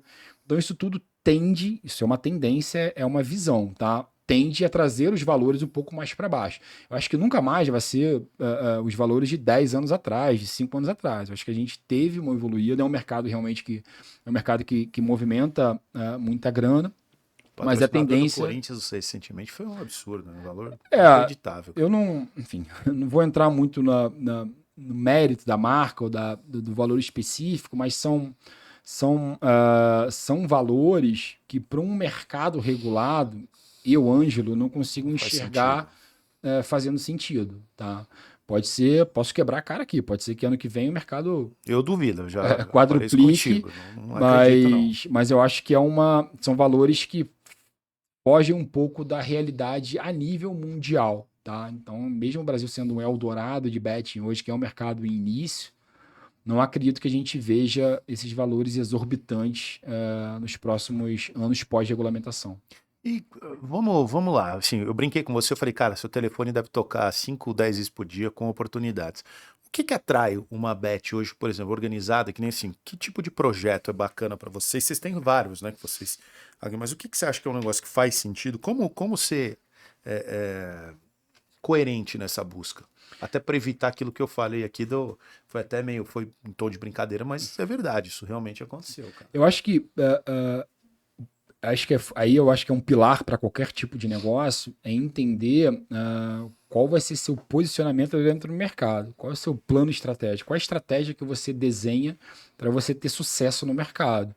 Se você tem uma ideia de ter um segmento, por exemplo, de clientes mais nichados para esporte, é claro que no Brasil hoje, 90% do movimento de betting no Brasil hoje recai sobre o futebol. Claro. Então, para você ter relevância dentro do que você quer, necessariamente você vai procurar dialogar com um fã do futebol. Então, assim, um patrocínio, é claro que dependendo da estratégia que você tem, é importante. Se você tem uma estratégia de conquistar, por exemplo, o estado de São Paulo, talvez o patrocínio de um dos grandes clubes de São Paulo e conversar com aquele cluster do grande clube de São Paulo já basta para você. Sem dúvida. Se você tem uma estratégia de conquistar uma região um pouco maior, do Sudeste brasileiro, talvez somente o patrocínio de um clube em São Paulo, somente um patrocínio do clube do Rio, você não vai ter o alcance que você precisa. Talvez para patrocinar o Campeonato Carioca. Exatamente, o Campeonato Carioca, o Campeonato Paulista, talvez A Liga, a Liga, talvez ter uma presença em mídia um pouco mais massiva, onde você tem um alcance um pouco maior, com uma frequência um pouco maior. Então, o que é coerente para mim depende muito do que eu quero como marca, onde eu quero estar com a marca daqui a 5 anos, né? Eu sempre faço essa visualização. Então, a marca que ela hoje está entrando no Brasil, ela acaba caindo numas armadilhas de sedução de comprar qualquer coisa relacionada à mídia, futebol, esporte, sai Sim. comprando canal, sai comprando campeonato árabe, campeonato japonês, que talvez sejam os únicos assets, não estou falando que não são bons assets, dependendo do apetite da marca, porque tem marca que acha que vai comprar campeonatos periféricos e vai performar como marca top 5. Não é assim que a banda funciona, claro. não vai. Até porque junto com ela vai ter pelo menos mais umas 3 ou 5. Sim.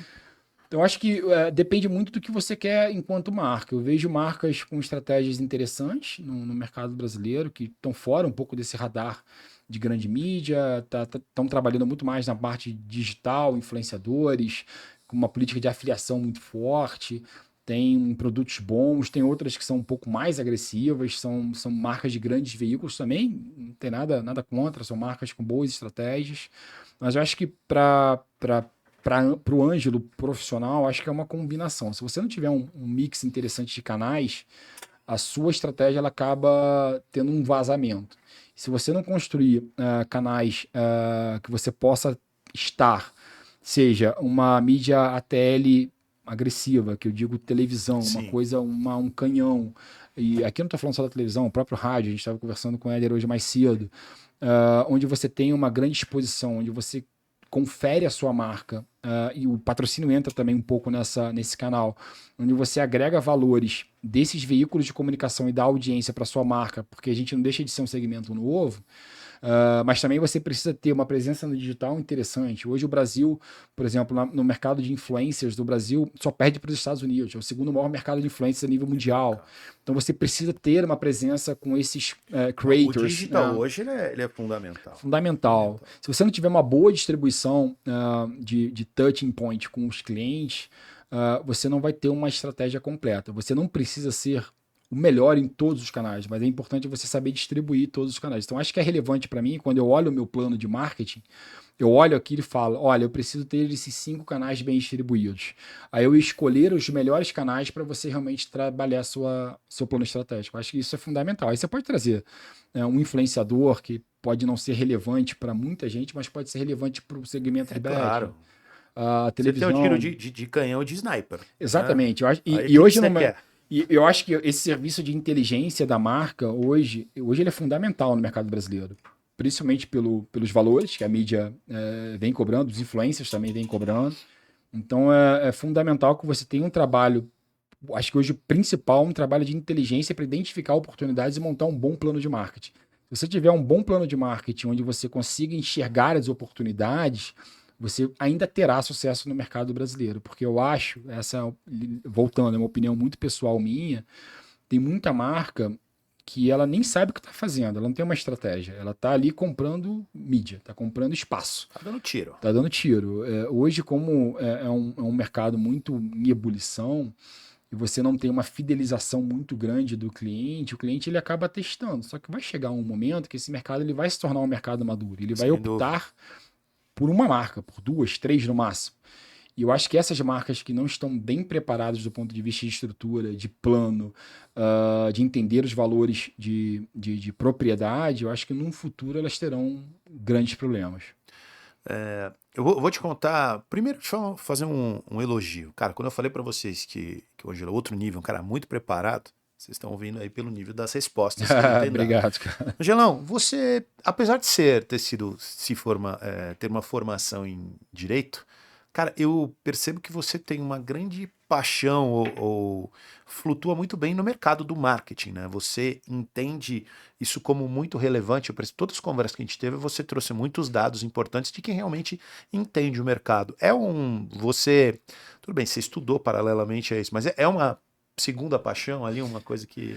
Eu sempre trabalhei muito com a parte criativa desde moleque, né? Sempre gostei de desenhar, criar, escrever, enfim. Então, meu lado criativo sempre foi bem, bem amplo, a nível pessoal. E, infelizmente, eu não consegui fazer a minha formação básica em terceiro grau numa carreira criativa. Talvez se eu tivesse enveredado para uma área criativa, talvez eu não estaria aqui, estaria em outro lugar ou numa república até hoje, vivendo nela. E o marketing foi sim uma paixão tardia, então toda a minha especialização, o que eu não pude estudar na formação, eu sempre procurei um curso ligado a marketing, né? Então, é claro, eu não quero aqui me comparar às pessoas que hoje me atendem muito bem a nível marqueteiro, digamos assim, mas o básico e o dia a dia, por uma paixão, uma necessidade, eu tive que aprender. Então, hoje o marketing digamos que é a cadeia ali do meu trabalho, onde eu mais estou vinculado. É claro, tem toda a parte de gestão, eu faço a gestão integral de uma operação no Brasil, desde a parte financeira, de resultados, de P&L, de tudo, eu tenho que estar tomando conta, eu sou o gerente dessa operação aqui no Brasil, mas a nossa atividade de betting, ela é basicamente uma plataforma tecnológica com marketing. Acho que esse binômio é o que gere e o que transforma isso em dinheiro. Então, se você... E TI, eu sou uma negação, né? Eu não entendo absolutamente nada de tecnologia. Eu tenho que entender bastante do outro lado, que é onde você traz o cliente, onde você rentabiliza o cliente, como você faz aquele cliente ficar no seu produto. E, de fato, o marketing é uma cadeira que, cara, sempre gostei. E depois que eu larguei o direito, eu mergulhei fundo lá para entender. O crescimento de uma marca sem uma estratégia de marketing e a execução muito Yeah. bem feita, a coisa não caminha. Antes de eu passar a pergunta para o nosso filósofo, Davi Nunes, eu vou te confidenciar uma coisa que eu passei no mundo de bets e que a gente sabe que esse tipo de coisa, que a regulamentação também busca que não aconteça mais. Cara, eu coloquei lá assim, eu gosto de reunir alguns amigos e assistir jogo de futebol, né? De vez em quando eu faço isso. E aí, determinado dia, os caras falaram, pô, vamos fazer uma vaquinha, vamos fazer lá, colocamos, sei lá, R$500 lá no negócio. E cada um colocou em em um... Um site diferente lá. E aí ia ter um jogo, era uma rodada, Champions League, e era casado. Tinha o Real Madrid, não lembro contra quem Real Madrid tinha perdido. E, cara, eu fora do Brasil, tenho 2 clubes que eu gosto muito, que eu acompanho. O PSG, que o Marquinhos é um cliente meu e eu tô lá há muitos anos Legal. com ele, então eu acompanho ele há muitos anos. E o Real Madrid, que é o time que eu torço, eu gosto muito do Real Madrid, né? E, cara, aí o Real Madrid tinha perdido fora, mas o Real é sempre um time, né, que Traiçoeiro, né? traiçoeiro. Ia jogar, eu falei, cara, eu vou jogar no Real, sei lá quanto eu apostei. E o Bayern tinha sido campeão no ano anterior. E aí eu vi, o Bayern ia pegar um time de, assim, vamos colocar de terceiro escalão ali no campeonato inglês. Eu não lembro quem era exatamente. Newcastle da vida ali. Algo assim, né? Eu acho que era o Newcastle. Cara, ia jogar contra o Bayern. O Bayern tinha empatado 0-0, ou não, tinha vencido fora. Não, tinha empatado fora 0-0, ia jogar em casa. Eu vi o jogo do Bayern no sábado anterior. Cara, uma nhaca, um sono, uma preguiça. Time quando é campeão no outro ano, geralmente isso. E tava com aquele nome, que era um time máximo, Claro. mas, cara, você viu os caras literalmente sem a mesma pegada. Falei, cara, eu tô achando que o Bayern vai... Bom, aí quando eu fui ver lá, tava pagando 19 vezes Caramba. se eu acertasse aquela competição. Pô, foi lá e nem pensei. Resumo da ópera, os 2 resultados aconteceram, o Bayern foi eliminado, né? Perdeu acho que nos pênaltis, eu não lembro. E aí qual foi a parte? Pô, eu ganhei 19 vezes o valor que eu apostei. Eu tinha 10 mil reais pra tirar. Legal. Pô, eu que não aposto, que nunca, essa era a primeira pegada ali, pô, eu falei, vou sacar o dinheiro. Rapaz, tô até agora tentando sacar esse dinheiro. Nunca consegui. Pior que era uma bet. Eu não vou falar não, mas era uma bet, que isso é muito comum nesse mercado, que, por exemplo, a bet grande chama lá, sei lá, Sporting Bet. Aí a outra bet coloca Bet Sporting, alguma coisa Sim. assim. Ou PixBet, outra coloca Bet Pix. Tinha muito disso, se você ainda tem. E o que acontece? Eu, como não era conhecedor, era até um aplicativo. Eu baixei o aplicativo, pô, legal, fica mais fácil que entrar no site e joguei. Rapaz, sei que eu ganhei, fiquei 3 meses tentando retirar, não consegui.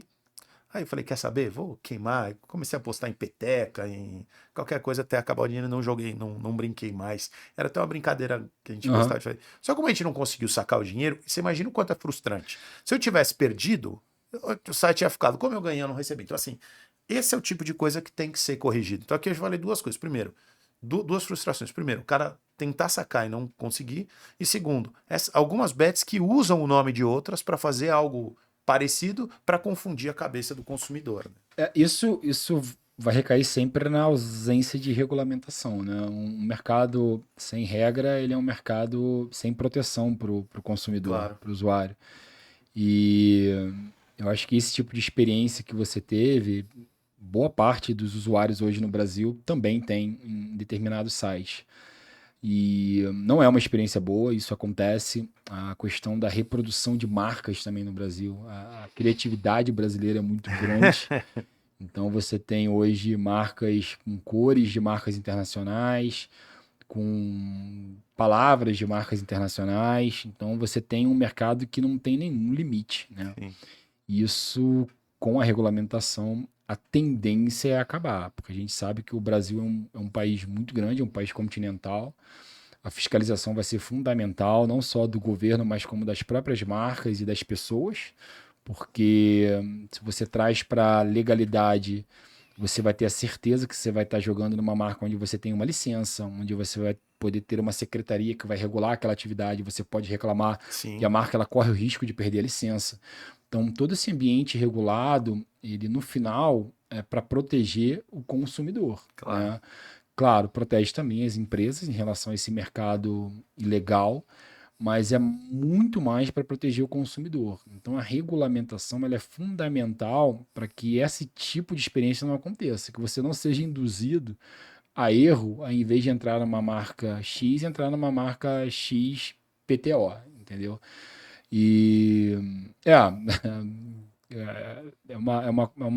uma experiência quase trágica, né? Porque é um momento que você tem. Eu nunca mais apostei. Então, Porque no veneno dá nada. esse é um conceito também que quando você traz para o mercado brasileiro, e isso é um pouco até difícil de você explicar para os investidores estrangeiros, que a atividade no Brasil, por ser uma atividade ainda com essa imagem de ilegalidade, com essa imagem do jeitinho brasileiro, O apostador brasileiro, ele está muito mais preocupado em depositar o dinheiro, apostar e sacar essa experiência do que realmente ter um bônus gigantesco. Sim. Ele prefere apostar em um site onde você tem um depósito de R$ 1, R$ 2, mas ele consiga depositar, apostar e conseguir sacar, fazer essa experiência completa, do que receber um bônus de R$ 15.000, R$ 10.000, R$ 1.000. E isso muito pela ausência de segurança, né? Porque ele não entende para onde vai o dinheiro dele, como, se ele tem medo de colocar a conta dele ali, enfim, são preocupações justas, né, pela ausência de qualquer tipo de norma no Brasil, e a tendência é que com a regulamentação isso, cara, vá quase a zero. Sim. Sempre tem o jeito. É chato, é uma pena. Eu já tava ali, vou comer aqui, vou fazer. É uma pena, é uma pena. Pessoal, agora é a hora do nosso filósofo, Davi Nunes, com a sua pergunta filosófica da noite. Não é filosófica, não. É uma dúvida que eu fiquei agora. Você estava falando como é o processo interno, né, da operação de uma bet.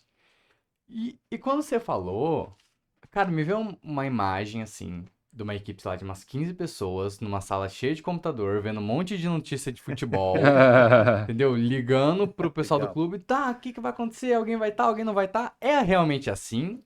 Vocês têm, sei lá, pessoas informantes dentro dos clubes pra conseguir pensar mais ou menos numa odd? Ou, sei lá, tirou da cabeça de vocês mesmos, entende? Então, é uma boa pergunta. Eu vou falar de 2 momentos, assim, da minha vida, né? Quando eu comecei a digamos assim, vou dizer trabalhar, mas começar a fazer alguns serviços para empresas de apostas, a minha função era construir odds, né? Isso há 15 anos atrás. Então, qual era a dificuldade da informação? Já existia para você obter informações sobre o Campeonato Brasileiro, campeonatos regionais no Brasil, esquece. Então a gente prestava consultoria para grupos da Ásia. E o asiático não tinha acesso à informação no Brasil. Então o que ele fazia? Ele nos contratava. A gente, antes da abertura do mercado, porque hoje você vê o Campeonato Brasileiro, você já tem odds praticamente para 3, 4, 5 rodadas. Antigamente, as odds abriam quase que 48 horas antes, né, do evento acontecer.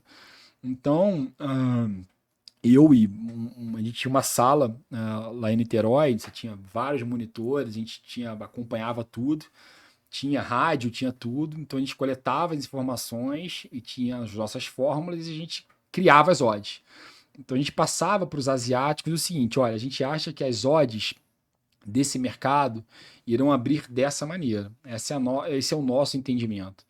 E quando abriu o mercado, se as odds estavam acima, eles jogavam, porque eles entendiam que as nossas odds eram as odds justas, a fair odds, que a gente chama. Então, a partir do momento que as odds iam se ajustando, eles apostavam contrariamente, né? Isso aqui é até a gente chama de arbitragem, que não façam isso em casa, que sua conta vai ser bloqueada.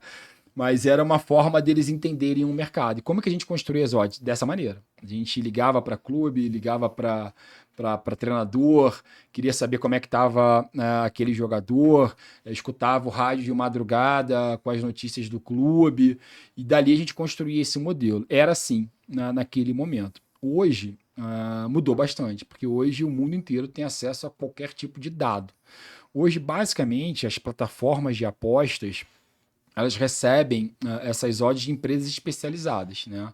Eles têm padrões estatísticos, tem pessoas também que fazem esses ajustes, e a gente recebe um combo daquelas odds. Então, todas as empresas de betting, quase que 100% das empresas, recebem a mesma fonte de odds. O que muda são a equipe a gente chama de trading, né? Então você tem pessoas ainda internamente que fazem determinados ajustes. Então, quando eu recebo uma odd, a gente chama uma odd crua, né, dessa empresa que é a provedora de dados, eu, de acordo com o jogo, de acordo com a minha margem de lucro, eu faço determinados ajustes. Aí é o trader, é o cara literalmente que está ali estudando, está entendendo o mercado, está vendo se o Palmeiras vai jogar com o time reserva, com o time titular, ele vai fazendo pequenos ajustes naquelas odds E o próprio algoritmo, quando ele recebe essas notícias, ele vai fazendo esses ajustes. Hoje em dia é um processo muito mais matemático, tem o ajuste humano, mas é um processo muito mais matemático do que realmente uma criação no papel, entendeu? Cara, muito boa pergunta, senhor Davi. Cara, isso é uma curiosidade, né, da galera de saber como funciona ali. Cara, quando eu trabalhei no São Caetano, eu trabalhei de 2011 a 2016, 2010 a 2015, na verdade. Tinha lá um rapaz que ia todo jogo. A gente separou ali uma cabine pra ele. Cara, eu esqueci o nome dele, era super bacana. O que ele ficava lá marcando cartão amarelo, escanteio, falta, substituição. E aí ele fala, pô, isso aqui é chinês e inglês que eles apostam. Eu vou te falar, foi bom isso aí. Quando, também isso, porra, muitos anos atrás, a gente recebeu uma demanda de uma casa de apostas asiática. Ela queria colocar as odds de campeonatos menores do Brasil no site dela lá fora. Campeonato carioca de segunda divisão, campeonato Vai vendo. carioca normal. Não, nada ilegal não. Ela queria coletar Sim. os dados. E como que funciona? A gente chama de scouting, né? Esses caras são os scouts da Bet. E aí eu vou entrar para um dado curioso, né? Um case que aconteceu comigo até recentemente. Eu patrocinava. Esse é um case de interessante de mercado. Um abraço aqui para o Álvaro Cota, diretor comercial lá do Novo Basquete Brasil, do NBB, um grande amigo. E na época, o Betmotion, ele patrocinava o NBB. E estava no meio da pandemia, né? E como é que funciona a coleta de dados? Você simplesmente entra no estádio, o scout, como o cara que foi lá no São Caetano, e ele começa a coletar. Ele começa hoje num tablet, antigamente você tinha 2 telefones, então você ligava, falava inglês para um penalty kick, offside, e a linha não podia cair, você tinha que estar ali no tempo real. Hoje é muito mais simples, você fica com o telefone, mas fica no tablet e fica mandando no tempo real. E resumindo, você tinha na pandemia, era impressionante como você. E no Paulistano era um case muito interessante, porque no Paulistano você pega a câmera, você passa só a quadra de basquete. Se você gira um pouquinho, você tem uma outra arquibancada no Paulistano que não vê na televisão, né? E na pandemia, aquilo ficava lotado de gente de máscara com tablet. E quando você olhava, cara, todo mundo era jornalista. Na verdade, era um esquadrão de gente captando odds, né?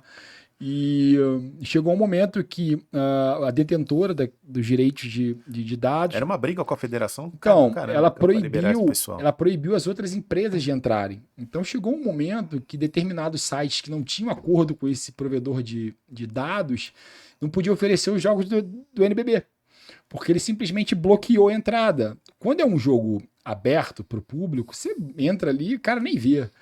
Então, esse foi um case que a gente teve que solucionar ali com o NBB. A gente era provedor patrocinador, não tinha esse provedor de dados, foi ali uma confusão. Depois deu tudo certo, mas só para exemplificar como é que é a coleta de odds. Então, em qualquer evento esportivo que você tenha no site, qualquer um, necessariamente tem uma pessoa ao vivo naquele evento coletando os dados e mandando aquele dado para um site de aposta. 100%. Você tem no site ali Campeonato Sub-23 da segunda divisão da Romênia. Tem uma pessoa sentada na arquibancada mandando aquele dado ali para a criação das odds em tempo real. Que entendeu? legal, cara. Cara, eu fiquei 14 anos no mercado de futebol, né? Então,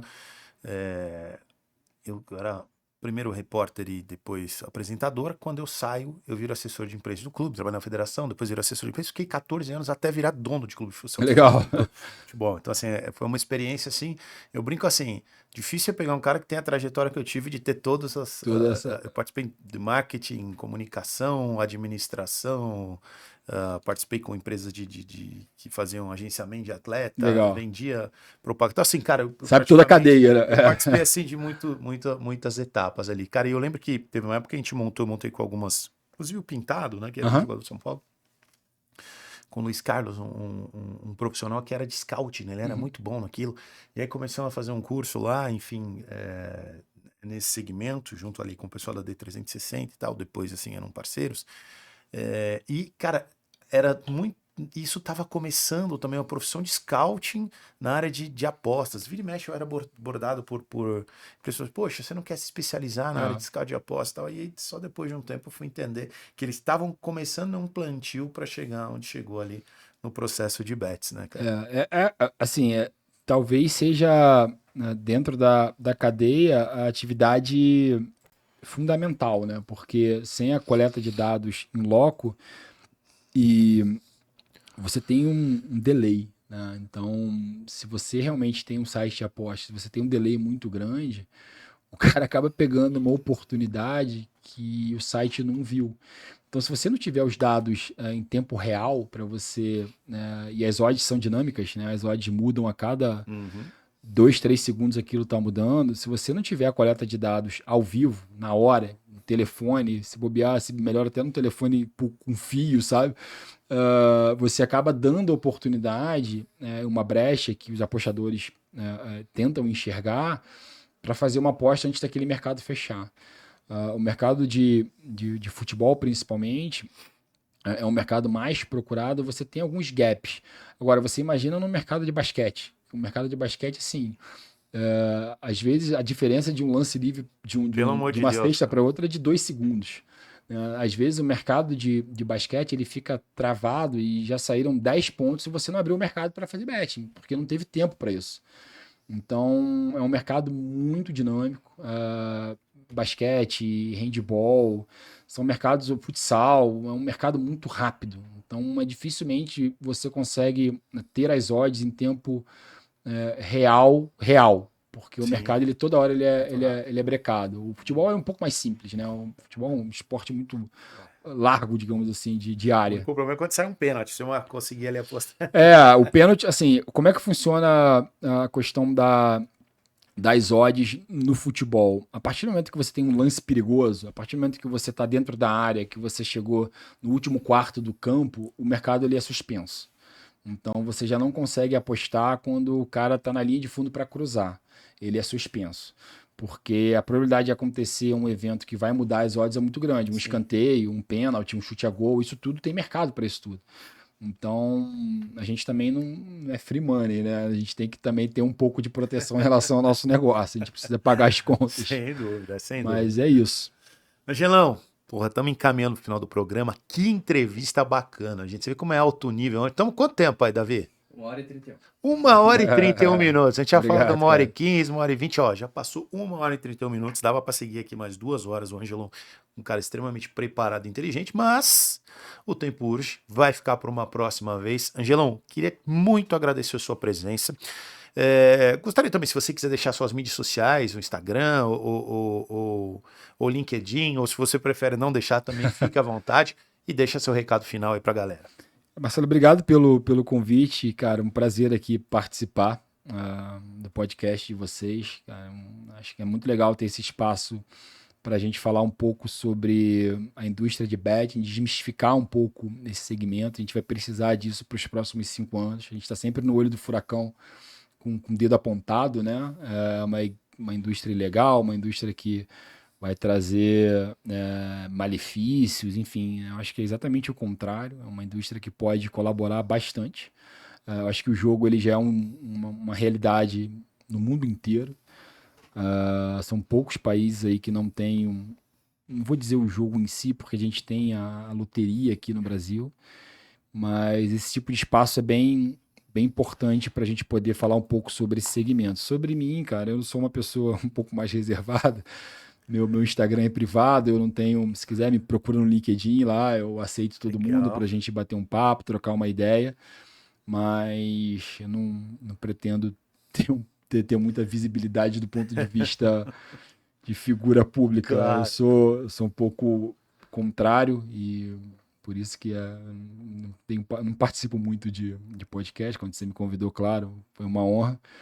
Mas digamos que eu sou uma figura um pouco mais reservada. Claro, Angelão. Aliás, um agradecimento muito especial à 9bet também, viu, pessoal? Porque assim, de ter liberado a participação do Ângelo, a gente sabe que também tem sempre uma certa dificuldade. Algumas empresas esbrecam que seus executivos vão participar, então agradecer aí por essa liberação, que foi importante pra gente até para que as pessoas entendam um pouco mais desse mercado. E quando um cara inteligente e preparado, quando o Ângelo fala a respeito, com certeza traz credibilidade e também demonstra a importância da nova regulamentação. Meu amigo, muito obrigado. Obrigado. Valeu de verdade. Com certeza virá aqui mais vezes pra gente bater um papo.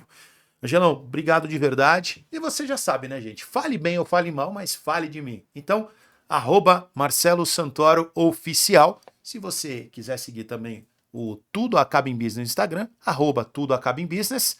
E, para fechar, quer fazer seu podcast? Tá procurando o melhor lugar, o melhor espaço? Otimize Studios. Então, ela manda um direct pra gente no @Otimize Studios. Pessoal, vou ficando por aqui. Agradeço muito a tua audiência. Espero que você tenha aprendido, tenha sido inspiracional com a história maravilhosa que o Ângelo contou da vida dele e do mercado do segmento esportivo. Até a próxima. Um grande abraço. Fui. Tudo de bom, galera. Valeu!